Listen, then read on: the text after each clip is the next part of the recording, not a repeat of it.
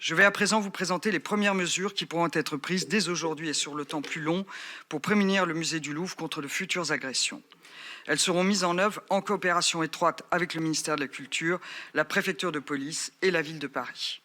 Celles-ci sont de deux ordres. La première pourront être mises en place à court terme. Elles incluent la sécurisation des abords immédiats du Louvre, en particulier de la chaussée. Je pense par exemple à des dispositifs de mise à distance, empêchant que des véhicules ne se garent au droit immédiat de nos bâtiments.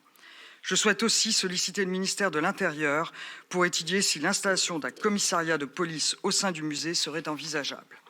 Cette demande se justifie eu égard à la nature même du Louvre. Notre musée reçoit 30 000 visiteurs par jour, 2300 personnes y travaillent au quotidien. Il est une ville dans la ville qui accueille déjà un détachement de la 43e compagnie de la brigade des sapeurs-pompiers de Paris.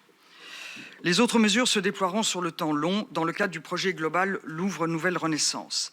Elle concerne la mise en œuvre du schéma directeur des équipements de sûreté que je vous ai présenté un peu plus tôt.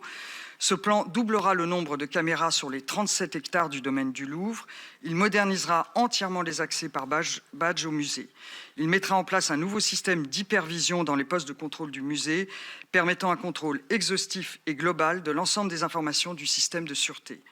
Il renforcera la protection périmétrique de l'établissement, en particulier le système de vidéoprotection et de détection des intrusions qui sera modernisé et étendu.